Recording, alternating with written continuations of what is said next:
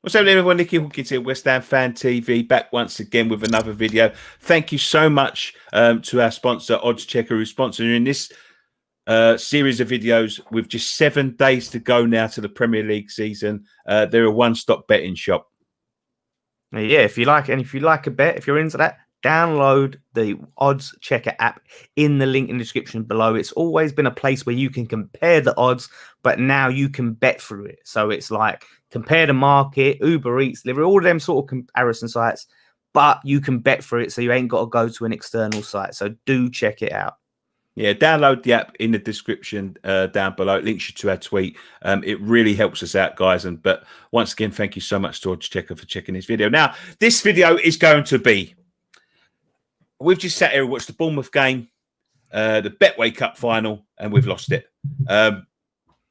5-3, embarrassing. So what we're going to do is we're going to talk about 5 talking points from the cup final. Do you want to start, or shall I? Yeah, well, what we're starting with is quite an interesting one. It's sort of linked to the talking point, but it's like an overall one. And we was looking at the managers, the sort of like managers that are the odds of managers getting sacked, right? And you check the odds, Nicky. You've got the actual odds. So number 2 is David Moyes, of the second most likely manager to get sacked, and you've got the odds for that, haven't you, Nick? Yeah, the odds for David Moyes, I'm just checking the Odds Checker.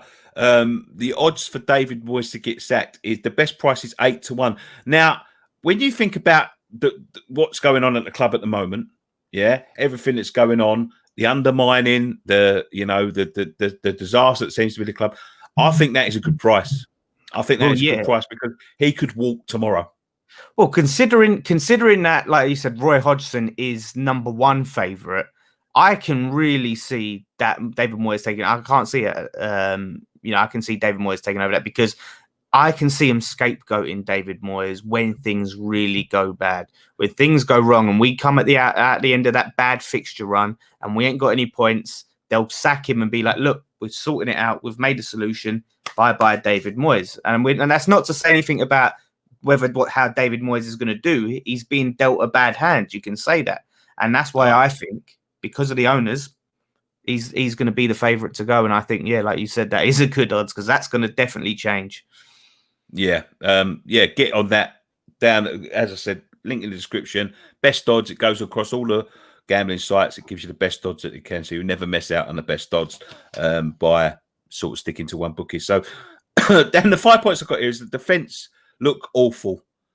We need centre backs and full backs ASAP. Yeah, I mean, we started with the usual sort of favoured Diop-Ogbonna partnership, right?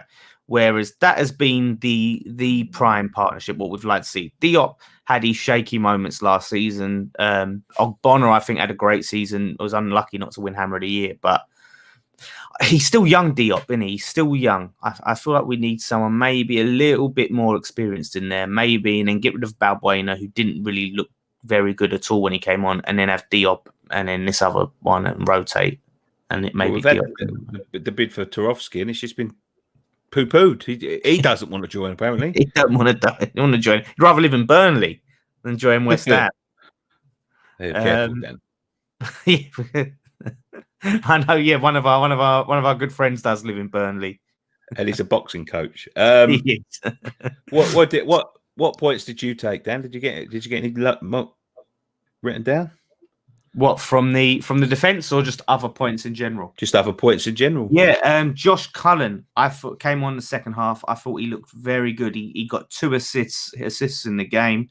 Obviously, we've just lost a very promising young player in Dean Garner, and now it's sort of like Cullen is now sort of stepping up. Hopefully, we give him a chance this season. He definitely needs some consistent runs in the side for us to really have a look at him. And would you that cross for Bowen's second goal was a beaut.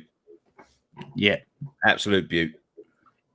Yeah, I think he's going to be hungry. I think he knows, like, the clock's ticking. I think he knows that, and I think he is going to really want to prove that he is. This is his last chance to loon. Yeah, and he is a diehard West Ham fan as well, so he loves the club, and I think he really wants to make it here. And I'm really pulling for him, and I hope he can do it. And he just needs a chance. The next one I've got down is team morale looked low. Now, this is going to be... I thought this one was going to be a given, but it looked low when they come out. Body language wasn't great. You look at goals going in from Bournemouth. You look at, after the first and second goals, they looked pissed off, if I'm honest. They looked annoyed. Yeah, well, absolutely. We all suspected that, didn't we? We all knew that was going to be the case after the whole Diangana thing and Noble's tweet and all the players liking it. They're really not happy. They're really deflated, the whole way the club is.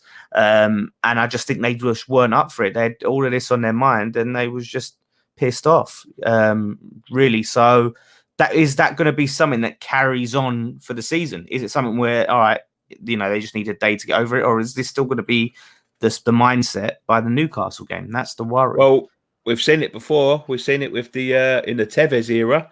That's one of the reasons why we was down there. So who knows, mate? Who knows? Another one I got down. Have you got anything down? Antonio's injury, fitness in general. I mean, when he came on, at the start of the game, it looked like his whole body language, and I thought it was maybe the Diangana thing, but people saw him like limping from early on. He was limping, and he didn't have his usual, that usual industry he plays with, and that work rate of you just know, and Antonio doesn't phone in games, right? He doesn't. He got injured in the last friendly. I don't think he's fit. And this, to me, tells you why we need to sign a striker, because we've only got Haller. Antonio is technically a winger, but we've been playing him as a striker, sort of like he did with Arnautovic. But without Antonio, we've just got Haller. So if Haller gets injured, we are bang in trouble. I know Bowen can play there, but I would rather not try and force him there, and you know what I mean, and have him as a striker. What do you think about Haller today? It was like I said. With Haller, there was certain, I think you said it at the time, there were certain positions he was getting in, like it was as if Diangana would have been there and he was sort of making these passes and trying to play 1-2s, and like just as he was finally finding someone who was on that wavelength for him, they're gone, and I think he's definitely pissed off about it. So I don't think he had that shot, didn't he? He had a really good chance to do a volley in the back of the net, and it was like a trampoline touch right over the top. Another one. This is the last one. Is I think it's going to be an absolute given, but we badly miss Rice in the midfield. Souček as well, but Rice in particular. We haven't seen him this pre-season. He's off with England at the moment, and he's playing for England, starting for England. And we haven't seen him for West Ham. Obviously, there's many rumours going around that he's obviously Chelsea are going to come in for him. They're spending money like it's going out of fashion.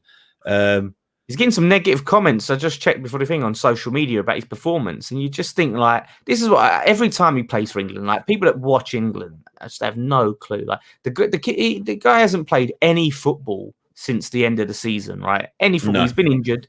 This is literally the first football he's playing since last season and coming back from an injury. And like people just like, he's overrated. It's all hype. Just clueless.